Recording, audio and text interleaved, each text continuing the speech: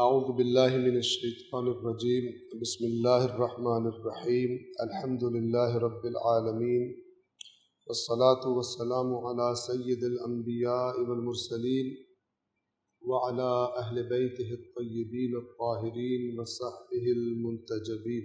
تو آج انشاءاللہ سورہ ہود کی آیت نمبر 13 سے 21 تلاوت کا آغاز کریں گے، ترجمہ اور وضاحت۔ اعوذ باللہ من الشیطان الرجیم بسم اللہ الرحمن الرحیم۔ ام یقولون افتراہ قل فأتوا بعشر سور مثله مفتریات وادعوا من استطعتم من دون اللہ ان کنتم صادقین فإن لم يستجيبوا لكم فاعلموا أنما أنزل بعلم الله وأن لا إله إلا هو فهل أنتم مسلمون من كان يريد الحياة الدنيا وزينتها نوفي إليهم أعمالهم فيها وهم فيها لا يبخسون أولئك الذين ليس لهم في الآخرة إلا النار وحبط ما صنعوا فيها وباطل ما كانوا يعملون أفمن كان على بينة من ربه ويتلوه شاهد منه ومن قبله كتاب موسى إماما ورحمة أولئك يؤمنون به ومن يكفر به من الأحزاب فالنار موعده فلا تك في مرية منه إنه الحق من ربك ولكن أكثر الناس لا يؤمنون ومن أظلم ممن افترى على الله كذبا أولئك يعرضون على ربهم ويقول الأشهاد هؤلاء الذين كذبوا على ربهم ألا لعنة الله على الظالمين الذين يصدون عن سبيل الله ويبغونها عوجا وهم بالآخرة هم كافرون أولئك لم يكونوا معجزين في الأرض وما كان لهم من دون الله من أولياء يضاعف لهم العذاب ما كانوا يستطيعون السمع وما كانوا يبصرون أولئك الذين خسروا أنفسهم وضل عنهم ما كانوا يفترون۔ آیت نمبر 13 ام یقولون افتراہ، ایک اور چیز جو رسول اللہ کو بہت تکلیف دیتی تھی، کیا یہ کہتے ہیں اس نے خود گھڑا ہے؟ یہ ایک اور پروپیگنڈا جو ہوتا تھا مکے میں کیا تھا؟ نعوذ باللہ جھوٹ بولتا ہے، اس نے خود گھڑا ہے قرآن۔ کیا یہ کہتے ہیں افترا ہو، اس نے گھڑ لیا ہے خود؟ قل فأتوا بعشر سور مثلہ مفتریات، اے رسول کہیے تو لے آؤ 10 صورتیں اس کی طرح کی گھڑی ہوئی، تم بھی گھڑ لو۔ ایک صورت کا جو ہے وہ بعد میں آیا، پہلے 10 کا 10 لے آؤ، پھر کا 1 لے آؤ، تدریجی چیلنج ہے۔ یہاں پہ 10 کی، یہ مکی سورہ ہے، سورہ بقرہ مدنی ہے۔ فَأْتُوا بِسُورَةٍ مِّن مِّثْلِهِ، تم کہہ رہے ہو اس نے گھڑا ہے نا، تو تم بھی گھڑ لو، سارے اکٹھے ہو جاؤ، 10 صورتیں بنا کے لے آؤ گھڑ کے۔ تو وَادْعُوا مَنِ اسْتَطَعْتُم مِّن دُونِ اللَّهِ، اور تم جو تمہاری استطاعت ہے، جو تمہارے بس میں ہے، ان سب کو بلا لو جن کو بلانا تمہارے بس میں ہے، اور مل کے گھڑ لو، تم بھی ایسے گھڑ لو، ان کنتم صادقین، اگر تم سچے ہو کہ قرآن اس نے خود گھڑا ہے۔ یہ بڑا واضح چیلنج تھا اس زمانے میں، اور کیا نہیں کیا ہوگا انہوں نے یہ کرنے کے لیے، لیکن تاریخ بتا رہی ہے کہ نہیں کر سکے۔ وہ جو عربی کے چیمپئن تھے نہیں کر سکے، اور آج تک کوئی نہیں کر سکا۔ آیت نمبر 13 کا ترجمہ ریپیٹ کروں۔ کیا یہ کہتے ہیں اس نے قرآن کو خود بنایا ہے؟ کہہ دیجئے اگر تم سچے ہو تو اس جیسی خود ساختہ 10 صورتیں بنا لو، اور اللہ کے سوا جس کو بلا سکتے ہو بلا لاؤ۔ آیت نمبر 14 فَإِن لَّمْ يَسْتَجِيبُوا، اور اگر یہ جواب نہ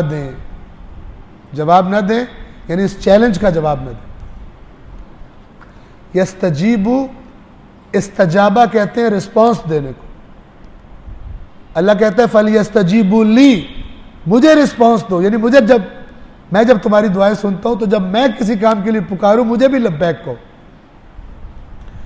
فَإِن لَّمْ يَسْتَجِيبُوا، اگر یہ اس چیلنج کا جواب نہ دیں، فَاعْلَمُوا، تو پھر جان لو، انما انزل بعلم اللہ، کہ کیوں نہیں کر پا رہے.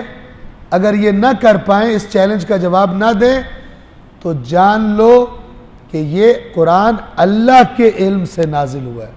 بندے کے علم سے ہوتا تو کوئی دوسرا بندہ بھی کر لیتا، اور بندے مل کے کر لیتے. اور اس کا ترجمہ اس طرح بھی کیا جا سکتا ہے، یعنی جن کو چیلنج دیا گیا کہ بلا لو، ان سے کہا جا رہا ہے کہ اگر جن کو دعوت دو جو بڑے ایکسپرٹ ہو زبان کے، اگر وہ نہ تمہیں لبیک کہیں، اگر وہ نہ تمہاری ہیلپ کریں تو سمجھ لینا، کیونکہ ان کو پتہ ہے کہ وہ یہ کام نہیں کر سکتے، اس لیے اپنی بےزتی نہیں کروانا چاہتے اور نہیں تمہاری کمپین میں شامل ہو رہے. جب وہ تمہیں جواب نہ دیں، رسپانس نہ دیں، تو جان لو اے کافرو کہ یہ اللہ کی طرف سے، اللہ کے علم سے نازل ہوا ہے. وَاللہ، اور ساتھ یہ بھی جان لو وَاللَّهَ إِلَٰهَ إِلَّا هُوَ، اور یہ کہ اس کے سوا کوئی معبود نہیں، اس کے جیسا کام کوئی نہیں کر سکتا. فَهَلْ أَنْتُمْ مُسْلِمُونَ، تو کیا تم مسلمان ہونے والے ہو؟ کیا مطلب ہے اس کا؟ یعنی اب بھی نہیں مسلمان ہوگی. یہ اس طرح ہے جس طرح ہم کہتے ہیں انسان بنتے ہو، کیا انسان بنو گے؟ یہ وہ ہے حل انتم مسلمون، مسلمان بنو گے، یعنی کیا تم مسلمان نہیں بنو گے؟ اس کے بعد بھی یا تو چیلنج قبول کرو یا پھر مان لو یہ اللہ کا کلام. آیت نمبر 15، آیت نمبر 15 اور آیت نمبر 16 توجہ کیجیے، بہت اہم بات ہے، بنیادی ترین اصول ہیں انسان کی اصلاح کرنے والے. ان دو آیات میں 15 اور 16 میں ان لوگوں کو خبردار کیا گیا ہے کہ جو کوئی بھی کام کرتے وقت ان کی نیت دنیا کی ہوتی اور ان کی نیت میں آخرت نہیں ہوتی، اللہ نہیں ہوتا. ہم سمجھتے ہیں کہ آخرت کی نیت نماز کے ٹائم کرنی ہوتی ہے، تلاوت کے ٹائم کرنی ہوتی ہے، نہ، ہر کام اللہ سے جوڑنا ہے، تب بندہ ٹھیک ہوگا. ورنہ مسجد میں آئے گا تو کہے گا اللہ معاف کر، باہر جا کے چونکہ اللہ سے غرض ہی کوئی نہیں ہے، اللہ ہے ہی نہیں اس کام میں، تو پھر جو مرضی کرے گا. اور جہاں اللہ نہیں ہوگا وہاں شیطان ہوگا. یہ جہاں اللہ نہیں ہوگا، اللہ ہر جگہ ہے، لیکن جہاں اللہ کو نہیں پوچھا جائے گا وہاں پھر شیطان کی گائیڈنس ہوگی. توجہ سے سن، من کان یرید الحیات الدنیا، جس کا ارادہ دنیاوی زندگی کا ہو، وزینتہا، اور دنیا کی زندگی کی زینت، آسائشیں، چمک دمک جو اس کے پیچھے ہے، نوف الیہم اعمالہم، تو وہ جتنی محنت کریں گے، جو عمل کریں گے، پورا پورا ان کا جو عمل کا صلہ ہے ہم ان کو دیں گے. اللہ نے دنیا میں قانون یہ بنایا. مسلمانوں نے محنت نہیں کی، ٹیکنالوجی میں پیچھے رہ گیا، بھکاری بنے ہوئے ہیں. انہوں نے محنت کی، ساری دنیا پہ قابض ہوئے. یہ آیت سمجھ لیں تاکہ کوئی یہ نہ کہے کہ برق گرتی ہے تو بیچارے مسلمانوں پر، رحمتیں ہیں تیری اغیار کے کاشانوں پر. یہ آیت اس کا جواب ہے کہ جو دنیا میں کرے گا دنیا کی زینت چاہتے ہوئے، ایسا نہیں کہ ہم اس کو نہیں دیں گے، اس کی محنت کا پھل ملے گا اس کو دنیا میں. اس کا مطلب ہے دنیا میں مسلمانوں نے محنت نہیں کی، پیچھے رہ گئے. لیس للانسان الا ما سعى، انسان کے لیے نہیں ہے مگر وہی جس کی وہ کوشش کرتا ہے.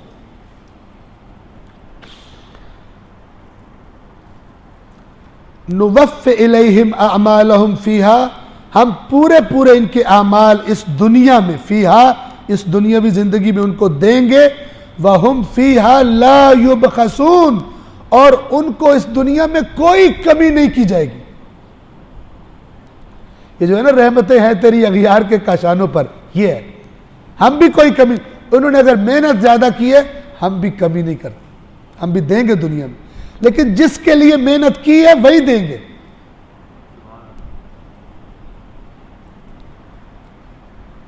آیت نمبر 16 اولئک، ترجمہ تکرار کر لوں 15 کا، آیت نمبر 15 کا، جو دنیاوی زندگی اور اس کی زینت کے طالب ہوتے ہیں، ان کی محنتوں کا معاوضہ ہم انہیں دنیا ہی میں دے دیتے ہیں اور ان کے لیے اس میں کمی نہیں کی جائے گی۔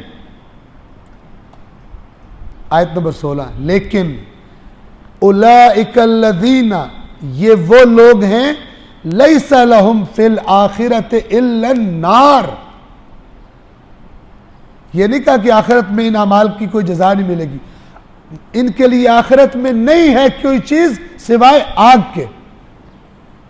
آپ کہ یہ تو زیادتی ہو گئی، ان کا کیا قصور ہے؟ قصور ہے، کیوں کہ جو دنیا کی زینت کے پیچھے ہوتا ہے وہ جرم کرتا ہے، اس کی غرض دنیا ہوتی ہے، وہ ظلم کرتا ہے اپنے اغراض کے لیے، میرٹس کو کچل دیتا ہے، زیادتیاں کرتا ہے، جھوٹ بولتا ہے، ایسے تو نہیں پھر ہوتا، چونکہ وہ صرف دنیا کے پیچھے تھا۔ پھر اس نے، آپ کہیں جو محنت کر رہا ہے سائنسدان، اس نے کیا زیادتی کی ہے؟ محنت کر کے جو چیز تو بنا رہا ہے تو کس کے حوالے کر رہا ہے؟ جو دنیا میں قتل کرتے ہیں۔ اگر تو محنت کر کے مثال کے طور پر ایک دوائی بناتا ہے جو انسانیت کی جان بچانے والی ہے، پھر تو کہتا ہے مر جاؤ، پیسے ہیں تو لو ورنہ نہیں دوں گا، انسانی جان سے کھیل جاتا ہے پیسوں کے لیے۔ یہ کچھ اصول ہیں جو دین اور دنیا پرست اور دین پرست کو فیصلہ کرنا ہوتا ہے۔ انسان کی جان نکل رہی ہے، کہتا ہے پہلے اتنے پیسے اکاؤنٹ میں ڈلواؤ پھر علاج کروں گا۔ اس طرح کے کیسز میں حکومت اسلامی ذمہ دار ہے، کسی کی جان نہ جائے۔ جس نے ایک انسان کو مارا اس نے پوری انسانیت کو مار دیا، اس کے لیے قانون سازی ہونی چاہیے۔ کتنی دفعہ کیس آتا ہے، اسپتال لے کے جاتے، بندہ مر رہا ہے، کہتے پہلے اتنے پیسے ڈالو پھر تمہیں اس کا علاج کریں، بندہ مر گیا۔ اس کا حل سوچنا حکومت اسلامی کی ذمہ داری ہے، کیا کیا جائے اس کا۔ وہ چیزیں جو زندگی موت انسان کی کا باعث بن جاتی ان کے بارے میں، اس لیے اللہ کہہ رہا ہے کہ ان کے لیے آگ ہے، کیونکہ انہوں نے پھر وہ دنیا حاصل کرتے کرتے کیا ظلم کیے۔ انہوں نے نہیں دیکھا، انہوں نے کہا میں نے تو پیسے کمانے ہیں، اس سے کوئی مرتا ہے تو مرے، کسی کا قتل ہوتا ہے تو ہوتا رہے، میں نے تو پیسے بنانے۔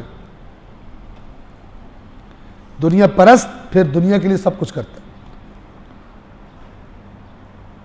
وَحَبِطَ مَا صَنَعُوا فِيهَا، اور جو انہوں نے وہاں پہ کام کیے تھے وہ باطل ہو گئے، ضائع ہو گئے، کیونکہ دنیا کے لیے کیے تھے۔ وَبَاطِلٌ مَا كَانُوا يَعْمَلُونَ، اور جو وہ عمل کر رہے تھے وہ باطل ہو گئے، نابود ہو گئے۔ آیت 16 کے ترجمے کی تکرار، ایسے لوگوں کے لیے آخرت میں آتش کے سوا کچھ نہ ہوگا اور وہاں ان کے عمل برباد اور ان کا کیا دھرا سب نابود ہو جائے گا۔ کیا مطلب ہے اس کا؟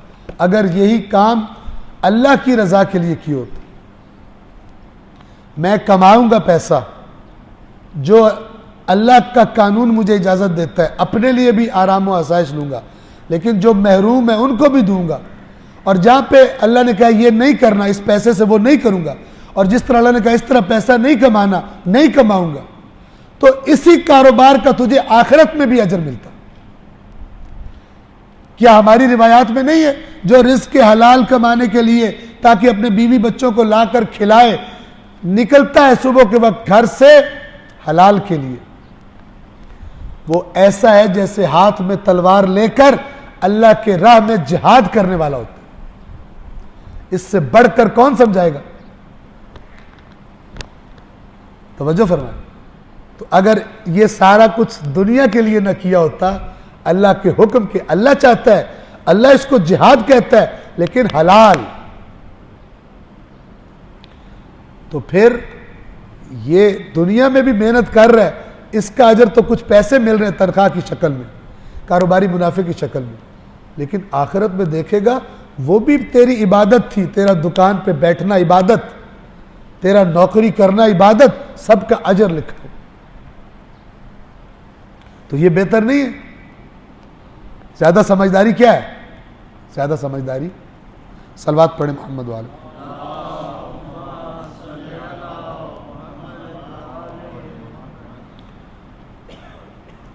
16 کا ترجمہ پڑھ لیا ہم نے. آیت نمبر 17 افمن کان علی بینۃ من ربہ, تو کیا وہ کہ جو اپنے رب کی طرف سے بینہ پر ہو. بینہ کہتے ہیں روشن دلیل, وہ اس کے سامنے روشن دلیل ہے جس کی وجہ سے وہ یہ کام کر رہا. وَيَتْلُوهُ شَاهِدٌ مِّنْهُ, اور اس کے پیچھے پیچھے اس کے رب کی طرف سے ایک شاہد, ایک گواہ بھی ہو.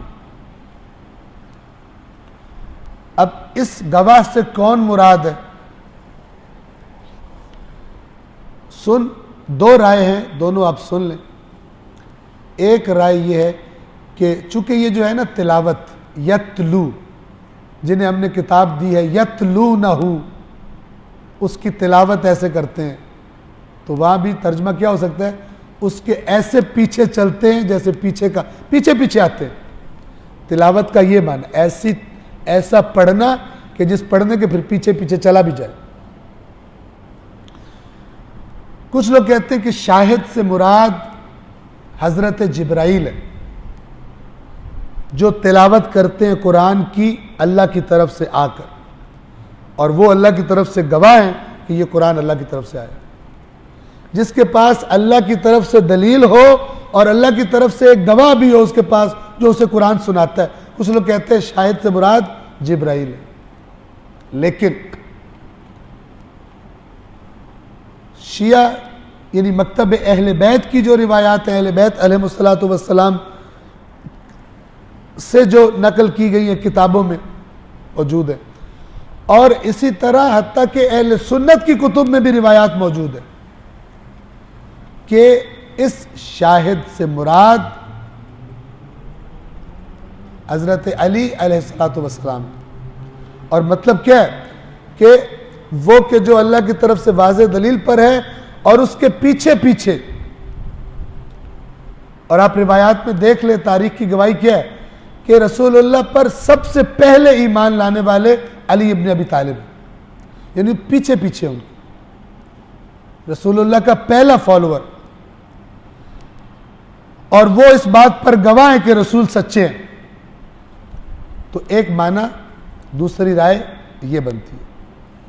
یہ دونوں رائے, البتہ بعض اہل سنت نے بھی اس کو ترجیح دی ہے کہ اس شاہد سے مراد علی ابن ابی طالب. صلوات پڑھیے محمد والے. کیونکہ یتلو سے مراد ہوتا ہے کسی چیز کے بالکل پیچھے پیچھے چلنا, اور تلاوت کو بھی تلاوت اسی لیے کہا گیا, ورنہ قرات ہوتی ہے. تلاوت کو اس لیے تلاوت کہتے ہیں, اس کا معنی یہ ہے کہ جو پڑھو اسے فالو کرو, پیچھے پیچھے چلو بھی, نہ یہ کہ جو پڑھ رہے ہو وہ کہیں چلا گیا ہے اور خود تم وہی کے وہی بیٹھے ہوئے ہو. وَمِن قَبْلِهِ کتاب موسیٰ, اور اس سے قبل یعنی اس قرآن سے قبل موسیٰ کی کتاب بھی تھی. یہ کوئی نئی تو بات نہیں ہے کتاب نازل ہونا. اور وہ موسیٰ کی کتاب کیا تھی؟ اماماً, وہ امام تھی, ورحمتاً, اور اللہ کی رحمت تھی. خدا کی کتاب کی دو صفات, ایک امام لوگوں کی اور ایک اللہ کی رحمت. لہذا مولا علی علیہ السلام کا ایک خطبہ نہج البلاغہ میں جس میں فرماتے ہیں ایک زمانہ ایسا آئے گا کہ لوگ قرآن کے اندر سے ایسی ایسی حرکتیں کریں گے قرآن کے ساتھ کہ ایسا لگے گا کہ گویا یہ قرآن کے امام ہیں اور قرآن ان کا امام نہیں ہے. یعنی قرآن سے اپنی قرآن یہ نہیں کہیں گے جو قرآن کہہ رہا ہے ادھر چلیں، کہیں گے جو ہمارا نظریہ ہے قرآن کی آیات کو توڑ موڑ کر اس نظریے پر فٹ کرنے کی کوشش کریں۔ وَمَن أُولَئِكَ يُؤْمِنُونَ بِهِ، یہ ہیں جو یہی لوگ اس پر ایمان لائیں گے، اور وَمَن يَكْفُرْ بِهِ، اور جو اس کا انکار کرے، اس رسول کا، اس قرآن کا، من الاحزاب، احزاب حزب کی جمع ہے، گروپس میں سے، یعنی جتنے گروہ قبیلے موجود ہیں معاشرے میں، جو بھی اس کا انکار کرے گا احزاب میں سے، فَالنَّارُ مَوْعِدُهُ، تو اس کی وعدے کی جگہ، اس کا اور ہمارا وعدہ کہاں ہے؟ جہنم، آگ میں۔ فَلَا تَكُ فِي مِرْيَةٍ مِّنْهُ، پس آپ اس کے بارے میں، اس قرآن کے بارے میں شک میں نہ رہیں۔ اِنَّهُ الْحَقُّ مِن رَبِّكَ، بے شک یہ قرآن آپ کے رب کی طرف سے حق ہے، وَلَٰكِنَّ أَكْثَرَ النَّاسِ لَا يَعْلَمُونَ، لیکن اکثر لوگ اس بات کا علم نہیں رکھتے۔ آیت نمبر 17 کے ترجمے کی تکرار کرتے ہیں۔ بھلا وہ شخص، یعنی بھلا وہ شخص اپنے پاس سے گھڑ سکتا ہے جو اپنے رب کی طرف سے واضح دلیل رکھتا ہو اور اس کے پیچھے اس کے رب کی طرف سے ایک شاہد بھی آیا ہو، اور اس سے پہلے موسیٰ کی کتاب وہ بھی گواہی دے چکی ہو اس کے بارے میں، بھی دلیل ہو جو رہنما اور رحمت بن کر آئی تھی۔ اس کتاب نے بھی بتایا کہ رسول آنے والا ہے، کیونکہ اس علاقے میں زیادہ، مکہ میں بھی یہودی تھے اور مدینہ میں تو بہت یہودی تھے، یہ سورہ مکی ہے، لیکن اس معاشرے میں یہودی زیادہ تھے، مسیح کم تھے، لہذا کہا جا رہا ہے موسیٰ کی کتاب بھی ہے جس نے گواہی دی ہے کہ اس رسول نے آنا ہے اور اس قرآن نے آنا ہے۔ یہی لوگ اس پر ایمان لائیں گے، یعنی جو گویا کہ ان دلائل کو دیکھ رہے ہیں یہ ایمان لائیں گے، ان کا انکار نہیں کرتے، یہی لوگ اس پر ایمان لائیں گے۔ اور دوسرے فرقوں میں سے، فرقے، احزاب، گروپ، قبیلے سب مراد، جو کوئی اس کا انکار کریں تو اس کی وعدہ گاہ آتش جہنم۔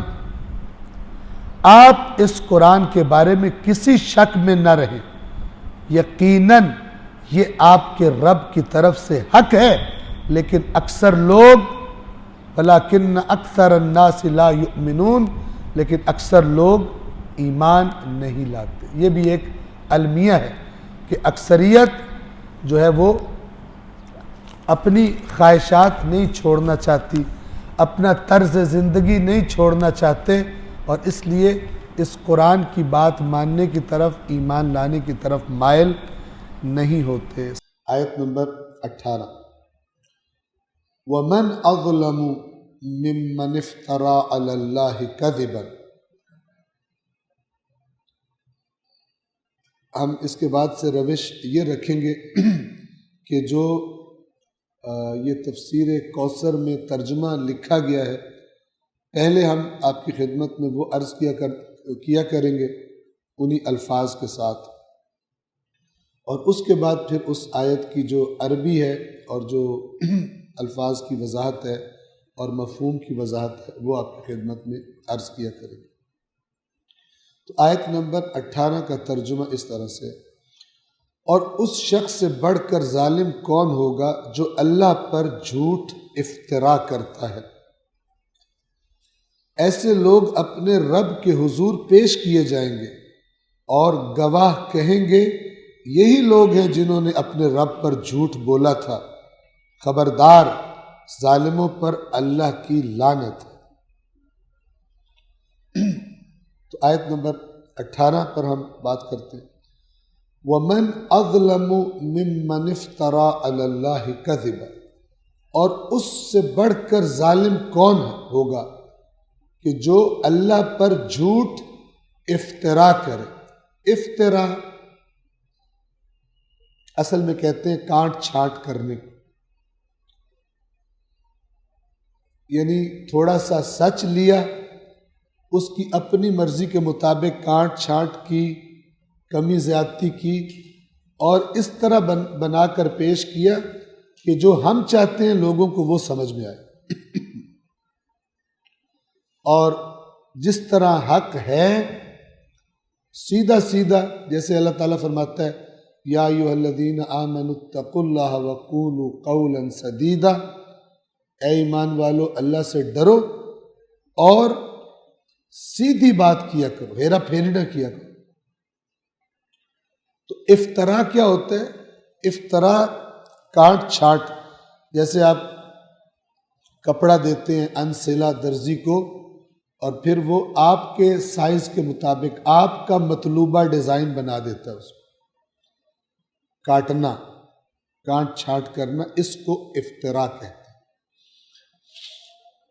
اب اگر کچھ حق ہو اور کچھ باطل ہو تو وہ سارا کا سارا باطل شمار ہو، کیونکہ نتیجہ باطل بتایا جا رہا ہے،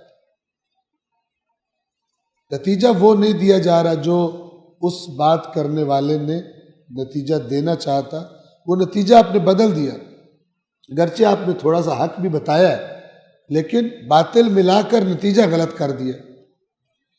یہ وہ کام ہے کہ جو یہ فرقہ واریت کی جنگ میں بہت کثرت کے ساتھ کیا جاتا ہے، اور بعض دفعہ بتانے والے کا اپنا ضمیر بھی گواہی دے رہا ہوتا ہے کہ جو میں بات کر رہا ہوں یہ صحیح بات نہیں ہے، یہ میں خود بھی مطمئن نہیں، لیکن اس کے باوجود چونکہ اس کے مسلک کی سپورٹ ہو رہی ہوتی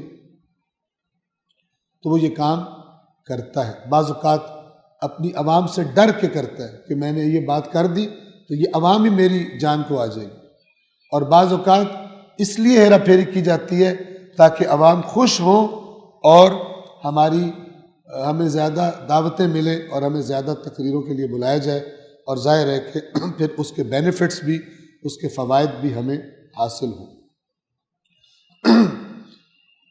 تو یہ آیت یہ کہنا چاہ رہی ہے کہ تم ہمارے رسول کے بارے میں کہہ رہے ہو کہ یہ قرآن اس نے اپنے پاس سے گھڑا ہے، ہم تمہیں بتاتے ہیں اس سے بڑھ کر ظالم کون ہے کہ جو یہ کام کرے، اللہ پر جھوٹ افطرا کر۔ جو ایسا کریں گے ان کے ساتھ کیا ہوگا؟ اولئک یعرضون علی ربہم، یہ لوگ اپنے رب کے سامنے پیش کیے جائیں گے، اپنے رب کے حضور پیش کیے جائیں گے، اور وہاں پھر گواہیاں ہوں گی۔ جنہوں نے دین بتایا تھا سچ سچ، وہ گواہی دیں گے ان کے خلاف جو دین میں جھوٹ بولتے تھے، اور وہ کہیں گے ہم نے تو یہ دین بتایا تھا۔ ان گواہوں میں سر فہرست اللہ کا رسول محمد مصطفیٰ صلی اللہ علیہ وآلہ وسلم، اور پھر ان کے بعد ائمہ اہل بیت علیہم الصلاۃ والسلام کہ جو اللہ کے رسول کے دین کو بتانے کے ذمہ دار تھے، اور انہوں نے حق ادا کیا، زندگیاں قربان کر دی۔ اور پھر اس کے بعد ہر زمانے میں وہ لوگ کہ جو حق کی طرف دعوت دیتے تھے ان کو اللہ گواہ بنائے گا، اور وہ گواہی دیں گے کہ یہ لوگ کیا رسپانس دیتے تھے اور کیا جھوٹ گھڑتے تھے۔ اولئک یعرضون علی ربہم، ان لوگوں کو یعنی ان ظالموں کو ان کے رب کے سامنے پیش کیا جائے گا۔ وَيَقُولُ الْأَشْهَادُ، اور گواہ کہیں گے هَؤُلَاءِ الَّذِينَ كَذَبُوا عَلَى رَبِّهِمْ، یہ وہ لوگ ہیں، یہی وہ لوگ ہیں جنہوں نے اپنے رب پر جھوٹ بولا تھا۔ اللہ نے اپنی کتاب میں کچھ کہا ہوا تھا اور یہ جھوٹے اس کو ہیرا پھیری کر کے کچھ کرتے تھے، سیدھا سیدھا حق بیان نہیں کرتے تھے۔ کتنی خطرناک بات ہے یہ گواہ کون ہوں گے؟ رسول اللہ۔ شفاعت لینی ہے تو تم پہ خلاف گواہی دے رہے ہوں گے۔ انہوں نے بیڑا غرق کیا امت کا، انہوں نے مال بنانے کے لیے یا ڈر کے بزدل، عالم بن گئے تھے لیکن بزدل تھے، ڈرتے تھے، اللہ کے ڈر سے زیادہ لوگوں سے ڈرتے تھے، مخالفت سے ڈرتے تھے، یا لالچی تھے، ہمیں بلائیں گے نہیں لوگ۔ انہوں نے تیرے اوپر اے اللہ جھوٹ بولا، تیری کتاب کی باتوں کے خلاف باتیں کی، ہیرا پھیری کی۔ یہ وہ گواہی دے رہے ہوں گے جنہوں نے شفاعت کرنی ہے۔ اور اس کے بعد اللہ کیا فرماتا ہے؟ اللہ کہتا ہے کہ کوئی بات نہیں، دین تو بتایا تھا نا، خدمت تو کی تھی، نہیں۔ الا لعنت اللہ علی الظالمین، آگاہ ہو جاؤ، ان ظالموں پر اللہ کی لعنت ہے۔ لعنت یعنی آج قیامت کے دن اللہ کی رحمت سے دوری ہے ان کے لیے، کیونکہ ان کا کام تھا حق بتانا، لوگوں کو سیدھے راستے پر، چاہے لوگ ان کو ماریں، چاہے لوگ ان کو خوش ہو، ان کو اللہ کا حق پیغام بتانا چاہیے تھا۔ لہذا یہ خود تو گمراہ تھے، انہوں نے ہزاروں لاکھوں کا بیڑا غرق کر دیا، گمراہ کیا ان کو۔ تو آگاہ ہو جاؤ کہ آج اللہ آگاہ کر رہا ہے کہ ان ظالموں پر، اللہ پر جھوٹ باندھنے والوں پر اللہ کی لعنت ہوگی، اور سارے دین حق جو اللہ کی طرف سے لے کر آئے رسول اور ان کے وارثین، وہ گواہ ہوں گے ان کے خلاف، اور کہیں گے کہ انہوں نے یہ بے ایمانی کی تھی۔ آیت نمبر 19 کا ترجمہ، کون لوگ ہیں جن پر لعنت ہوئی ہے؟ جو لوگوں کو اللہ کے راستے سے روکتے ہیں۔ جب یہ جھوٹ بولتے تھے تو یہ صراط مستقیم کو خراب کر دیتے تھے، اور طرف چلا دیتے تھے لوگوں کو، اور طرف چلا دینا یعنی سیدھے راستے سے روک دینا، اللہ کے راستے سے روک دینا، ادھر تو پھر نہیں چلے گا نا، اس کے بتائے ہوئے راستے پر چلے گا، اس کے بتائے ہوئے نظریات اپنا لے گا۔ جو لوگوں کو اللہ کے راستے سے روکتے ہیں اور اس میں کجی لانا چاہتے ہیں، کجی یعنی ٹیڑھا پن، وہ سیدھا ہے، یہ چاہتے ہیں ٹیڑھا ہو جائے، ہماری مرضی کے مطابق ہو، اس میں کجی لانا چاہتے ہیں، اور یہی لوگ آخرت کے منکر ہیں۔ اللہ نے اندر چیر کے کھول کے سامنے رکھ دیا ان کو، کہ اگر ان کو آخرت پر ایمان ہوتا تو ساری دنیا ان کے ٹکڑے کرنے پر آ جاتی، انہیں پرواہ نہ ہوتی، کیونکہ انہیں پتہ ہے جانا تو اسی اللہ کے پاس ہے، چاہے ابھی یہ مجھے مار ڈالے، چاہے بعد میں جانا ہو، جانا اسی اللہ کے پاس ہے۔ اور میں اللہ کا دین کے بارے میں بات کر رہا ہوں، جس کے بارے میں اللہ نے فرمایا اگر میرا رسول بھی کوئی جھوٹ بول دیتا تو میں گلا کا گردن کاٹ دیتا، شہرک کاٹ دیتا اسے۔ اس دین کے بارے میں احتیاط سے کام نہ لوں اور میں اپنی مرضی کی باتیں کر دوں، صرف یہ کہ لوگ مجھ سے خوش ہو جائیں یا لوگ مجھے کچھ کہیں نہیں۔ یہ آخرت کے منکر ہیں، انہیں آخرت یہ نہیں مانتے، آخرت کو مانتے ہوتے تو جو یہ بتاتے ہیں جہنم یوں ہے، فلان یوں ہے، ان کی جان نہ نکلتی اس جہنم میں جانے والی بات کرنے سے پہلے، جس میں اتنا بڑا جرم ہے کہ جو اللہ کہہ رہا ہے جھوٹ بولے میرے اوپر۔ اور قرآن نے اس کو بہت ریپیٹ کیا اس کو، اس سے بڑھ کر ظالم کون جو اللہ پہ جھوٹ بولے۔ اور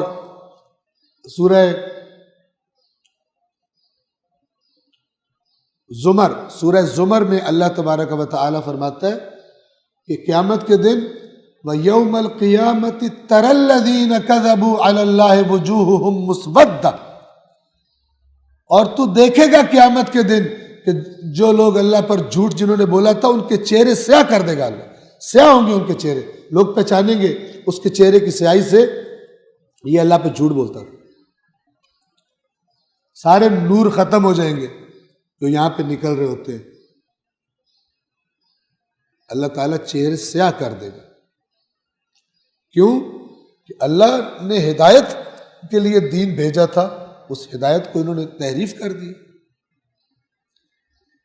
جہاں سے کتاب سے نکتے والی روایت ملی اٹھا کے واہ واہ کرانے کے لیے بیان کر دی، اور یہ دیکھا ہی نہیں کہ اللہ کی کتاب کا جو لب و لہجہ ہے، جو مزاج ہے، اس سے بات ملتی ہے یا اس سے بات نہیں ملتی۔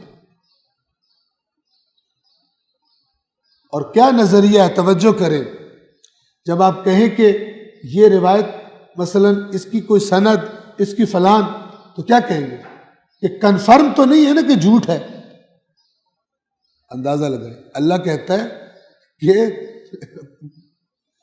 تم دین کے بغیر علم کے بات نہ کرو. ٹھیک ہے.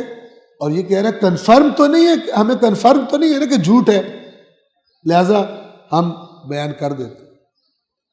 کاش اتنے شوق سے اللہ کا قرآن بھی بیان کرتے ہوتے تو یہ قوم قرآن سے دور نہ ہوتی. آج ان کی فکر میں, ان کی رگوں میں قرآن دوڑ رہا ہوتا تو جو یقینی ترین چیز ہے وہ بھول گئی ہے, اور جو لوگوں کو خوش کرنے کے لیے بتاتے ہو اس کا کہتے ہو کہ کنفرم تو نہیں ہے نا کہ جھوٹ ہے, فلانی کتاب میں لکھا ہوا ہے, کر سکتے. اور بھائی اہل بیت کی بات سنو, وہ کہتے ہیں پہلے قرآن پہ پرکھو پھر بتاؤ, پھر قبول کرو اس کو.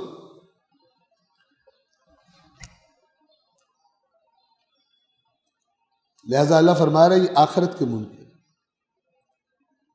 اب آیت نمبر 19 کی عربی کو ہم دیکھتے ہیں. الذین یصدون عن سبیل اللہ. کون ہے اوپر کی آیت میں جن پہ لعنت کی گئی ظالموں پر؟ اللہ پر جھوٹ بولنے والے. اللہ پہ جھوٹ بولنے سے کیا ہوتا ہے؟ الذین, یہ وہ لوگ ہیں یصدون عن سبیل اللہ. یصدون روکتے ہیں اللہ کے راستے سے. وَيَبْغُونَهَا عِوَجًا, اور اس کے اندر ٹیڑھا پن چاہتے ہیں. یعنی کیا کرتے ہیں؟ حق ان کو دکھائی دیتا ہے, اس حق میں اپنی مرضی کا ملاتے ہیں اور اس سیدھے راستے کو ٹیڑھا کر دیتے ہیں اپنی یہ کرنا چاہتے ہیں یہ لوگ, تاکہ جو ہمارا نظریہ ہم نے کسی اور بغیر قرآن کے علاوہ کہیں سے نظریہ پہلے سے بنا لیا ہے اس کو ٹھونسے قرآن پر, اپنی علمی فنون کے ساتھ فن دکھائیں اپنا. جیسے عدالت میں عرض کیا کرتا ہوں, ایک ماہر وکیل اس طرح سچ کو جھوٹ بنا دیتا ہے اور جھوٹ کو سچ بنا دیتا ہے کہ اپنے حق میں فیصلہ کروا لیتا ہے. لیکن اللہ وہ جج نہیں ہے کہ جو کسی ہیرا پھیری میں آ جائے اور اللہ کہے چلو تم کر رہے تو نیک نیتی سے ہی تھے نا. اللہ اندر کے حال جانتا ہے. جس نے نیک نیتی کرنی ہے اس کو ہوشیاری بھی چاہیے. نیک نیتی ہے لیکن قرآن نہیں پڑھتا. کون سی نیک نیتی ہے بھائی؟ جو اہل بیت نے بنیادی ترین بات بتائی ہے وہ تم نہیں کر رہے ہو اور نیک نیتی سے دین بتا رہے ہو. نیت تو نیک ہے نا. اگر رہنما اندھا ہو, اس کی نیت نیک بھی ہو تو اندھے کو خود نہیں نظر آ رہا صحیح طرح, کہاں لے کے جائے گا؟ تو اللہ کہے گا پہلے خود تو آنکھیں چیک کرواتا اپنی اور اس کے بعد دوسروں کی رہنمائی کرتا. وہ لوگ جو اللہ کے راستے سے روکتے ہیں وَيَبْغُونَهَا, اور چاہتے ہیں عوجاً. عوج کہتے ہیں ٹیڑھ پن, کجی کو. کیا چیز سبب بنی ہے اتنی بڑی جرت کر لی ہے انہوں نے؟ وَهُمْ, اور یہ لوگ بِالْآخِرَةِ هُمْ کافرون, یہ آخرت کے انکار کرتے, منکر ہیں. اور یہ توجہ فرمائے, یہ نہیں ہوتا کہ میں کہوں میں تو توبہ توبہ میں تو آخرت پر ایمان رکھتا ہوں. نہ, اللہ بتائے گا کون آخرت پر ایمان رکھتا ہے. اگر یہ بیماری کی علامت ہے تو یہ بیماری ہے تیرے میں. جیسے میں عرض کرتا ہوں, مثال دیتا ہوں سورۃ الماعون کی. وہاں پہ اللہ کیا فرماتا ہے؟ کیا تو نے اس شخص کو دیکھا ہے جو قیامت کو جھٹلاتا ہے, جزا کو؟ یہ وہی ہے جو یتیم کو دھکے دیتا ہے. اب یتیم سے برا سلوک کرنے والا چاہے سب سے فرنٹ صف میں آ کے بیٹھتا ہو اور ختم قرآن کر لیتا ہو, ٹھیک ہے نا, آخرت کو نہیں مانتا. کیونکہ اللہ جو سب سے بڑا طبیب ہے اور سب کچھ جاننے والا ہے وہ بتا رہا ہے تو بیمار ہے, تیری یہ بیماری ہے, آخرت کا منکر ہے. آخرت پر تیرا ایمان ہوتا, تیری جرت نہ ہوتی یتیم کے ساتھ برا سلوک کرنے کی. دوسری علامت کیا بتائی؟ اور مسکین کو کھانا کھلانے کی ترغیب نہیں دیتا.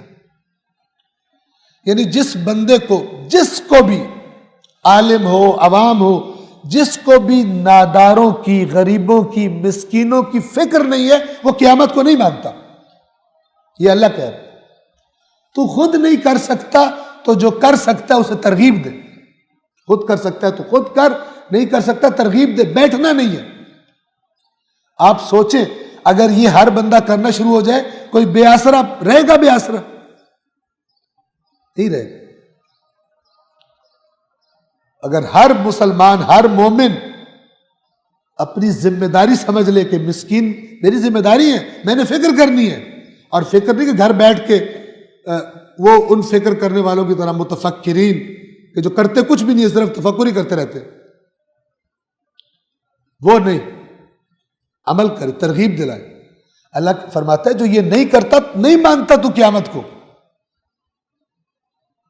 جتنا مرضی اصول دین کا رٹا لگا لے, یاد کر لے, اور فروع دین کو رٹا لگا لے, تو نہیں مانتا. یہ قرآن ہے, اندر کھول کے سامنے رکھ دیتے. یہ لوگ یہ آخرت کے منکر ہیں, ورنہ ان کو پتہ نہیں کیا کر رہے. اللہ پر جھوٹ باندھ رہے.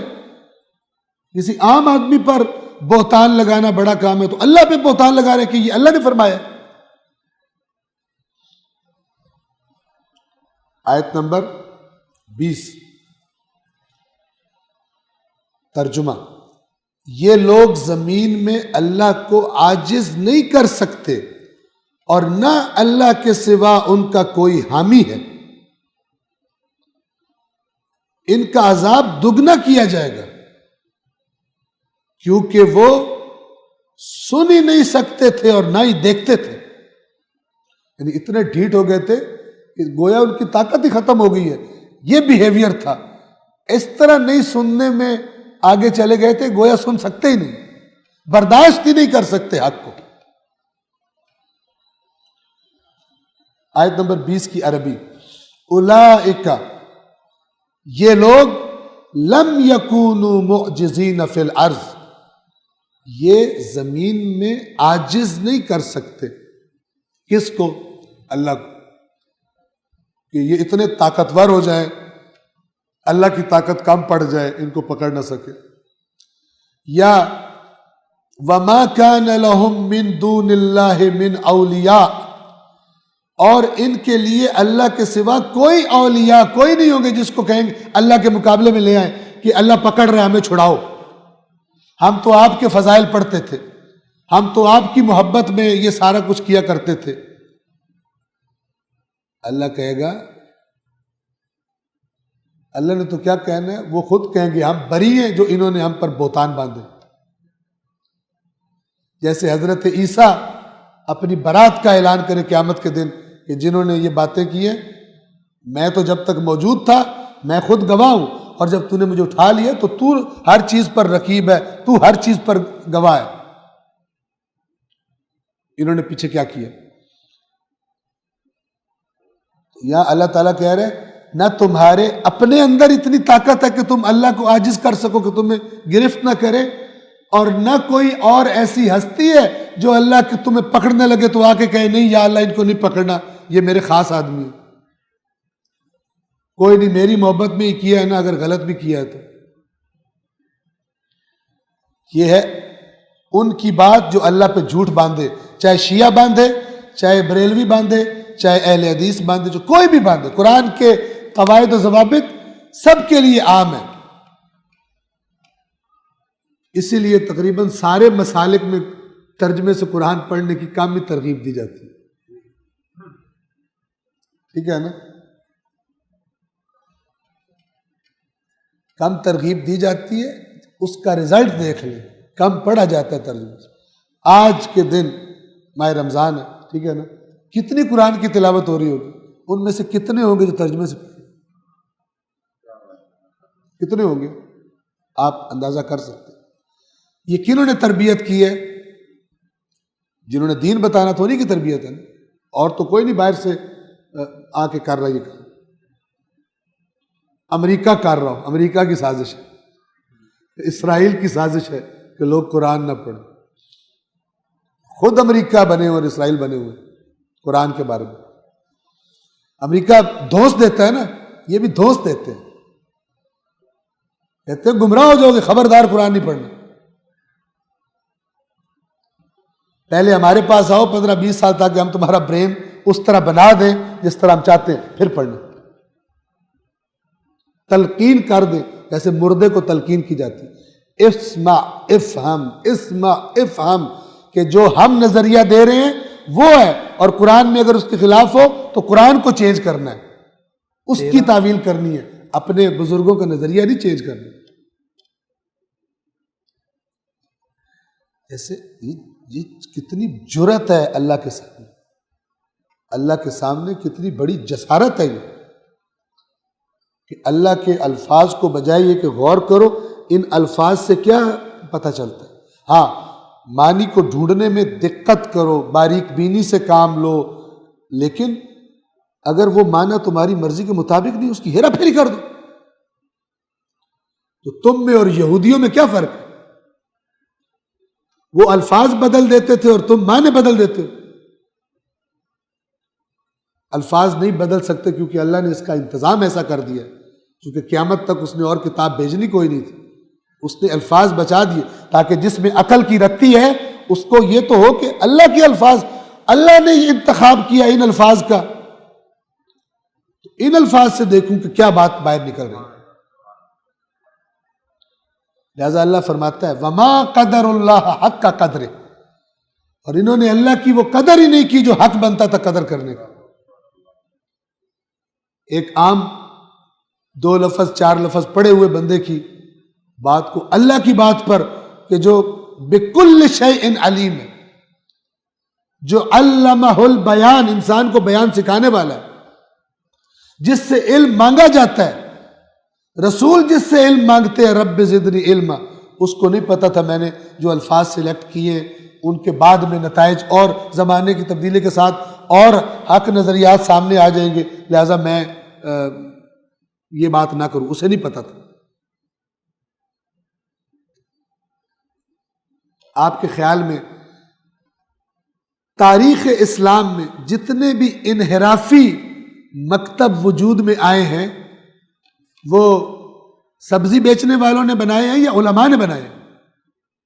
جی، جنہوں نے نئے نئے گروپ بنا دیے فرقے دینی، وہ بڑے عالم تھے یا کپڑے کی دکان پہ بیٹھتے تھے، بزنس کرتے تھے؟ عالم تھے، اور عالم بھی معمولی نہیں تھے، بہت بڑے تھے۔ واحد راستہ ہے آپ کے پاس، شیعہ اہل سنت سب سنیں، واحد راستہ ہے آپ کے پاس، اللہ کی کتاب کو قائم کرو، خود دیکھو، غور کرو، نہیں سمجھ میں آتی سوال کرو، الفاظ قرآن کے دیکھ لو، سوال کرو جا کر، اور سوال میں دھوس قبول نہ کرو، اپنی عقل پر اعتماد کرو۔ اگر ایمانداری سے تم نے سوچا اللہ ایمانداری کی جزا دے گا، اور اگر دھوس سے قبول کر لیا اللہ یہ بات قبول نہیں کرے گا۔ ٹھیک ہے نا؟ بجائے عاقلانہ جواب دینے کے بعد کا آگے سے کہیں تو نے اپنی شکل دیکھ کے منہ اٹھا کے آ گیا، الف بے پڑھا نہیں ہے قرآن کی اور تو نظریہ بنا کے آ گیا، یہ کون سا جواب ہوتا؟ اس کو جو اللہ کی قرآن کی آیت سے سمجھ آ رہا ہے عاقلانہ طریقے سے مطمئن کریں اس کو۔ آپ کو تو صبر و تحمل کرنا چاہیے، آپ تو دین کے نمائندے، آپ دوست دیتے ہیں۔ سب مسلک اس بیماری کا شکار ہے، اور اسی لیے فرقے اور لڑائیاں نئی نئی چیزیں ایجاد کرتے ہیں اپنے فرقے کی تائید کے لیے، اور عوام بھی ان کو زیادہ مزہ اسی کا آتا ہے کہ فرقہ ہو، دوسرے جہنم میں جائیں، ان کا دل ہی نہیں کرتا کہ امت اکٹھی ہو۔ تربیت ایسی کر دی، مائنڈ سیٹ، ذہنیت ایسی بنائی ہے، کیونکہ ذہنیت قرآن سے بنائی نہیں۔ میں وہ آپ کو شاید یہاں پر سنایا بھی تھا وہ کلپ، نظریہ دیکھیں کہ مجھے کوئی 1000 آیات بینات قرآن کی لا کر دے جو ایک مسئلہ بیان کر رہی ہوں واضح اور اس مسئلے کو ثابت کر رہی ہوں، لیکن ہمارے بزرگوں نے، ہمارے صالح بزرگوں نے، ہمارے بزرگ علماء نے ان آیات سے وہ مسئلہ ثابت نہ کیا ہو یا اس کے خلاف ثابت کیا ہو۔ جرأت دیکھو، بابا پرستی کی جرأت دیکھو۔ تو میں کیا کہوں گا کہ میری عقل فارغ ہے، میرا فہم ٹھیک نہیں ہے، اور بابوں نے صحیح کہا تھا. یعنی جو اللہ کا کلام دیکھ کے بات سمجھ آ رہی ہے، بھائی قرآن و سنت کی طرف رجوع کرنے کا کہا گیا ہے، بزرگوں کی طرف تھوڑی رجوع کرنے کا کہا گیا. یہ بدترین گھپلا ہے کہ جو ہر مسلک میں پوجا کی جاتی ہے. وہ مقام دے دیا جاتا ہے جو اصل میں اللہ کو دینا تھا مقام. اللہ کا مقام ہے نا کہ اللہ کوئی غلط بات نہیں کر سکتا، جو اللہ نے بات کر دی ہے وہی صحیح ہے. یہ مقام علماء کو دے دو. لہذا اب ایک مسلک کا بندہ دوسرے مسلک کے خلاف بات کر کے، چاہے وہ غلطی تھی، وہ غیر علمی تھی، کسی جھوٹی روایت کی بیس پر اس نے، جس کا پتہ ہے کہ روایت بھی جھوٹی ہے، سوال ہی پیدا نہیں ہوتا مان جائے. اپنے اس بزرگ کو بچانے کے لیے سارے علمی معیار کے جو مدرسوں میں پڑھتے ہیں کچل کے رکھ دیں. کیا کہیں گے؟ تمہیں پتہ ہے یہ کون تھے؟ جب آسمان سے فرشتے اترتے تھے یہ دیکھ رہے ہوتے تھے ان کو نہیں قرآن پتہ. غلوف غالی علماء کے بارے میں غلوف کریں گے اپنے، تاکہ ان کی عوام کو دوست، اچھا فرشتوں کو دیکھتے تھے، توبہ توبہ مجھ سے غلطی ہوگی، میں نے کہا ہاں قرآن تو میں نہیں سمجھ سکتا. قرآن میں یہ لکھا ہوا ہے، پتہ ہے ہمارے کتنے بزرگوں نے خواب میں جو بات دیکھی ہے تم اس کے خلاف بات کر رہے ہو. ان کو نہیں قرآن پتہ تھا، ان کو خواب جھوٹے آتے تھے، اتنے نیک بندے تھے. چلو بندہ فارغ کر دو. جو طریقہ اہل بیت نے بتایا وہ نہیں اپنائیں گے. کچھ قبول نہ کرو جب تک قرآن پہ پیش نہ کرو. سوال ہی پیدا نہیں. الٹ کر دیا کہ روایت جو قرآن سے میچ نہیں کر رہی قرآن کو بدل دو. کیوں؟ اس لیے کہ روایت فرقہ بچا رہی ہے، اپنے فرقے کی تائید کر رہی ہے، اس کو اور مضبوط کر رہی ہے. لہذا نتیجہ امت کا آپ دیکھ رہے ہیں، امت کا کیا حشر ہوا تھا. کوئی سننے کو تیار ہی نہیں. اور جو کسی مسلک میں سے آواز اٹھائے کہ یار یہ کیا ہو رہا ہے، اس کو فوراً کہتے ہیں، اسے جو سب سے ان کا دشمن فرقہ ہوتا ہے اس کی تہمت لگا دیتے. ٹھیک ہے، شیعوں کے ذہنوں میں سب سے برا لفظ کون سا ہے؟ وہابی. ٹھک سے وہابی کی تہمت لگا دیتے. اہل سنت کس کو سب سے برا سمجھتے؟ شیعوں کو. ٹھیک ہے، جو تھوڑی سی مثلاً اہل بیت کی بات کرے اس کے منہ سے گولا نکلے گا توپ کا اور عوام کو لمبا کر دے گا. کیا گولا؟ شیعہ ہو گئے، گمراہ ہو گئے، شیعہ عقائد کا پرچار کر رہے. اور عوام بیچاری بھیڑوں کی طرح اپنے اپنے گڈریوں کے پیچھے، وہ ادھر سے ہو کرتا ہے ادھر بھاگ پڑتے ہیں، ادھر سے ہو کرتا ہے ادھر بھاگ پڑتے ہیں. اللہ نے کہا یہ بھیڑوں والی چال ہے، ان کو سمجھ ہی کچھ نہیں آتا. بتانے والوں نے جنہوں نے حق بتانا تھا بتا گئے. اب قیامت کے دن جب وہ گواہی دیں گے کہ ہم نے تو یہ بتایا تھا، کسی کے پاس کوئی جواب نہیں. صلوات پڑھیں محمد والے.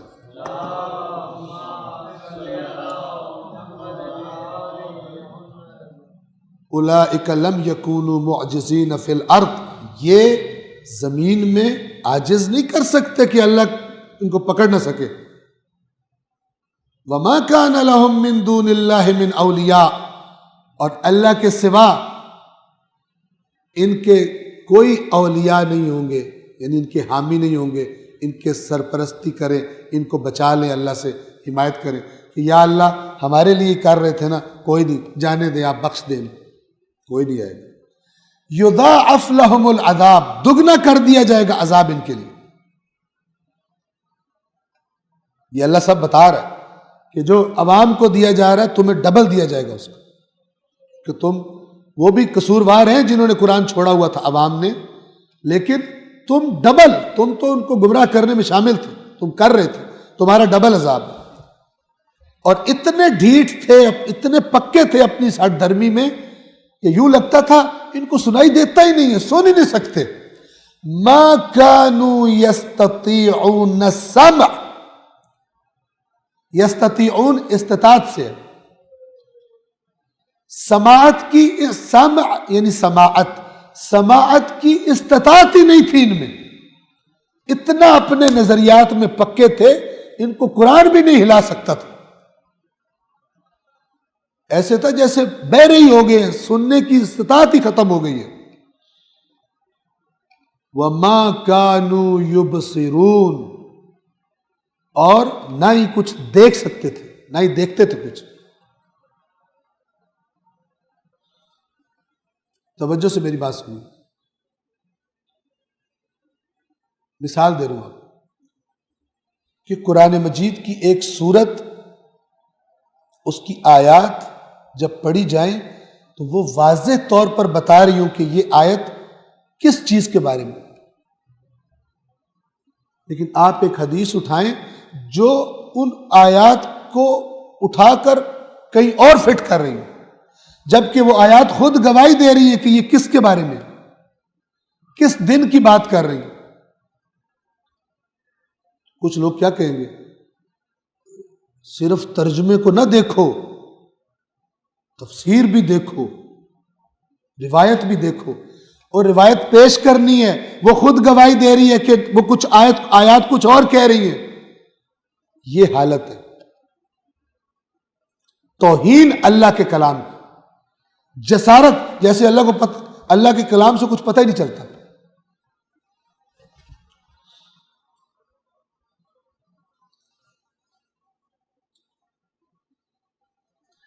ما كانوا يستطيعون السمع وما كانوا يبصرون، یہ سن ہی نہیں سکتے تھے اور نہ ہی دیکھا کرتے تھے.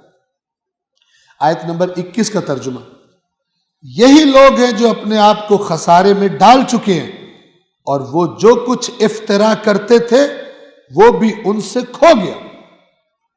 وہ سمجھتے تھے، اصل بندہ جھوٹ بولتے بولتے پھر اس کو سچ سمجھنا شروع ہو جاتا ہے. خود بھی سمجھتا ہے یہی نظریہ ہے، جبکہ پہلے دن پتہ ہوتا ہے پکی بات نہیں ہے، لیکن بول کے اور پھر وہ بھی بول رہے خیر سارے تو نہیں غلط ہو سکتے. یہ علمی رواج نہیں، دیکھو آئی کہاں سے ہے بات، یہ تھوڑی ہے کہ سارے کر رہے ہیں سارے پھر غلط ہے. یہ عوام کی یہ بات ہوتی ہے. تو یہ جو باقی سارے کہہ رہے ہیں یہ پھر غلط کہہ رہے ہیں آغا صاحب، یہ تھوڑی دلیل کہ باقی سارے کہہ رہے ہیں. اللہ نے قرآن میں فرمایا، اے رسول اگر آپ نے زمین میں بسنے والوں کی اکثریت کی بات مانی تو آپ کو گمراہ کر دیں گے اللہ کے راستے سے. اور یہ کیا کہہ رہے ہیں، یہ اتنے زیادہ لوگ کہہ رہے ہیں پھر غلط کہہ رہے ہیں. درست اینٹی قرآن فکر. دین کے معاملے میں اکثریت تھوڑی دیکھی جاتی ہے، حق دیکھا جاتا ہے کہ حق کیا ہے. اور مولا کے فرامین میں جو روایات میں ہے کیا ہے، حق کے راستے سے اس لیے وحشت نہ کرو کہ اس پہ چلنے والے تھوڑے ہیں، اور دوسری طرف رش لگا ہوا ہے، ٹکٹیں بلیک میں بک رہی ہیں، ادھر اتنا رش ہے اور ادھر بندہ ہی کوئی نہیں. اس لیے نہ وحشت کر جانا، تم نے یہ دیکھنا ہے کہ حق ہے کون سا.